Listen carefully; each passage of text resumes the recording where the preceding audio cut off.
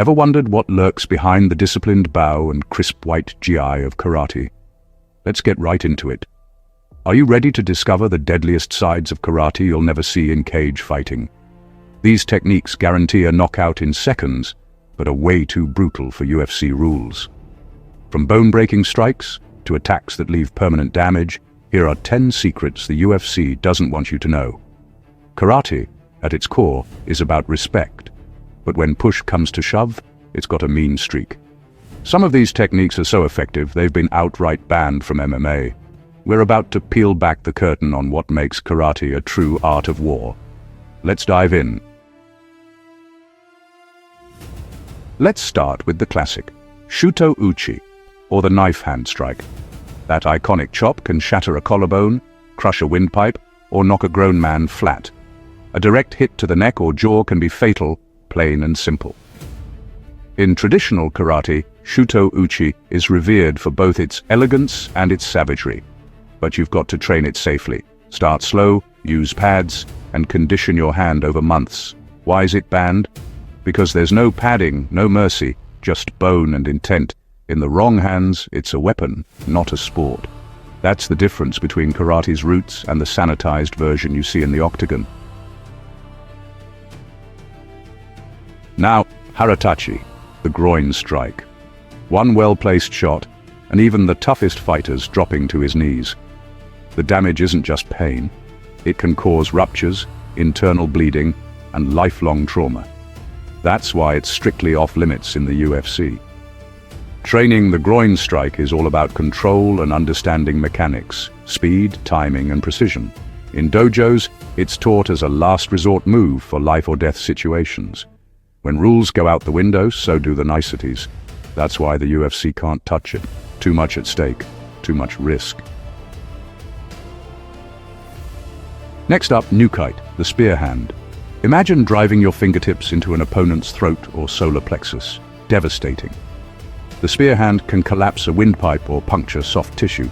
It's banned in MMA for good reason. It's just too dangerous. Training Nukite safely requires patience and gradual conditioning.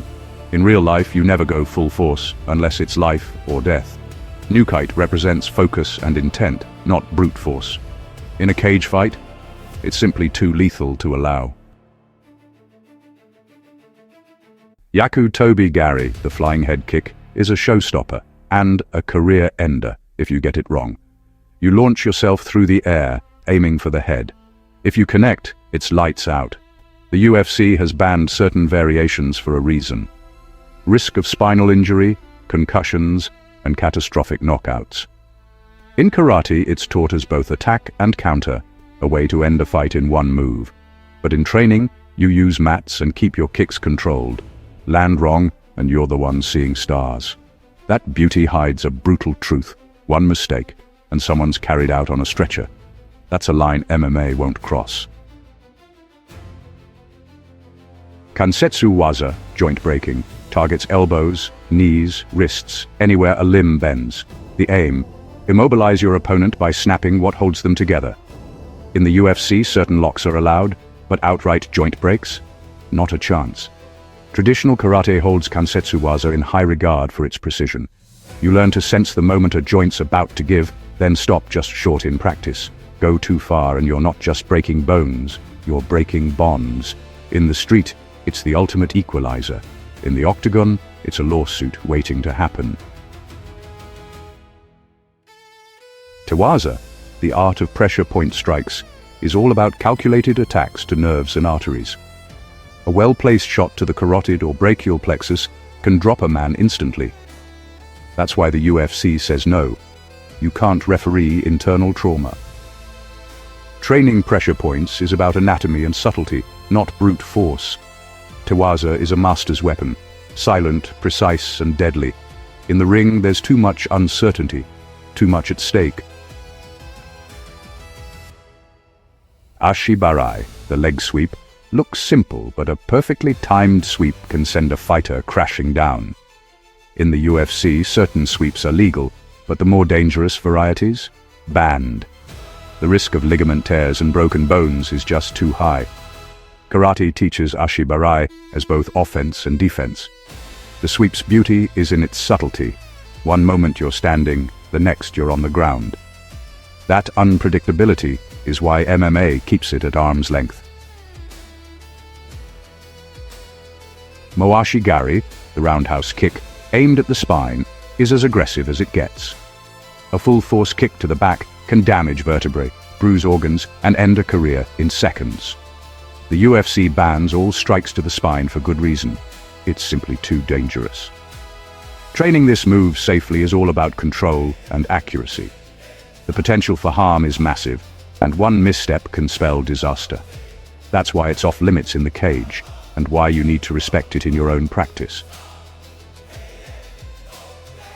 Uraken, or the backfist to the back of the head, is one of the sneakiest moves in karate. Delivered fast and from close range, it can knock someone out cold or cause permanent brain damage. The UFC bans all shots to the back of the head for exactly this reason. It's impossible to defend. Training Uraken is about speed and surprise, never full force in sparring. The backfist is a reminder that not every threat comes head-on. Sometimes danger's behind you. In the octagon, it's just too much of a wild card. Finally, kanewaza, the eye gouge. One jab to the eyes, and the fight's over. Blindness, torn retinas, total incapacitation. The UFC bans it outright. It's not a sport, it's survival. Training the eye gouge is all about understanding anatomy and control, never on a real person. It's a last resort move, reserved for life or death scenarios. Kanewaza is the ultimate reminder that karate is more than competition.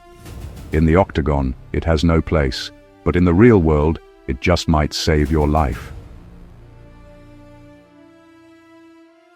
And there you have it, the dark, untamed side of karate. These are the techniques that separate martial artists from mere athletes. Each move carries a legacy of survival, discipline, and respect for the power you hold. If you're inspired to train, do it safely and with respect.